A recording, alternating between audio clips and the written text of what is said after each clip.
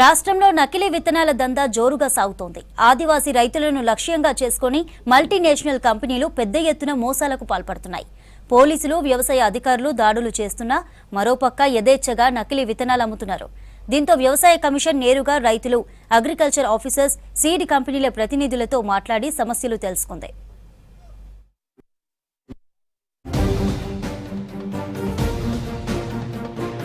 తెలంగాణలో చాలా కంపెనీలు విత్తన ఉత్పత్తి చేస్తున్నాయి. ఈ విత్తనాలు ప్రపంచవ్యాప్తంగా సరఫరా అవుతున్నప్పటికీ నకిలీ విత్తనాల మాఫియా రైతులను తీవ్రంగా దెబ్బతీస్తోంది.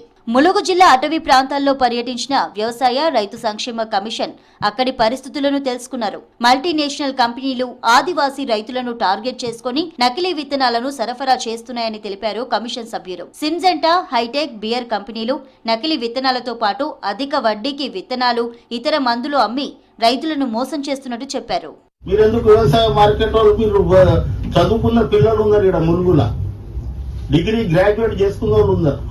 మీరు వాళ్ళకి అవగాహన కలిపి మీకు లైసెన్స్ ఇస్తాం, బ్యాంక్ నుంచి రుణాలు ఇప్పిస్తామని ఈ అధికారం నా ముంగట్టుకు వచ్చిరా? ఇప్పుడు 200 పై లైసెన్సులు ఇచ్చినావు పీసా చట్టం కింద.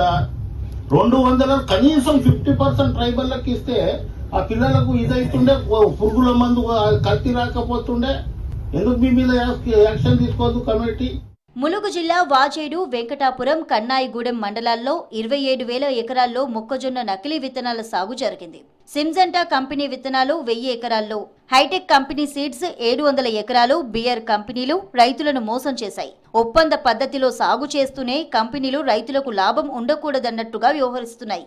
కంపెనీల ఒత్తిడి, ఆర్గనైజర్ల దోపిడీ అన్నీ కలిసి రైతులకు అన్యాయం చేస్తున్నాయి. విత్తన కంపెనీలు రైతులకు ఎలాంటి లెక్కలు చూపించకుండా అధిక వడ్డీతో మందులు, ఎరువులు ఇస్తున్నాయి. దీంతో రైతులు తీవ్రంగా నష్టపోతున్నారు. ములుగు జిల్లాలో నకిలీ విత్తనాల సరఫరా విషయంలో జిల్లా వ్యవసాయ అధికారులు ఏం చేస్తున్నారంటూ కమిషన్ సీరియస్ అయింది. రైతులు ప్రాణాలు పోతుంటే సీడ్ కంపెనీల మీద ఎందుకు చర్యలు తీసుకోలేదని అగ్రికల్చర్ ఆఫీసర్స్ ను ప్రశ్నించింది. ములుగు కలెక్టరేట్ లో వ్యవసాయ అధికారులు, సీడ్ కంపెనీల ప్రతినిధులు రైతులతో సమావేశాన్ని నిర్వహించింది. నకిలీ విత్తనాల వల్ల నష్టపోయిన రైతులు కమిషన్ ముందు తమ గోడు వెళ్లబోసుకున్నారు. రాష్ట్రంలో ఏదో ఒక ప్రాంతంలో నకిలీ విత్తనాల సరఫరా కొనసాగుతోంది.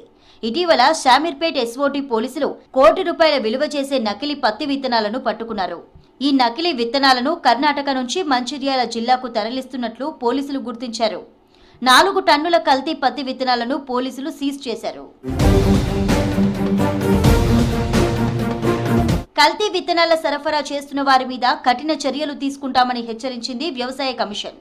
రానున్న రోజుల్లో నకిలీ విత్తనాలకు ఆస్కారం లేకుండా చర్యలు చేపడతామని తెలిపింది.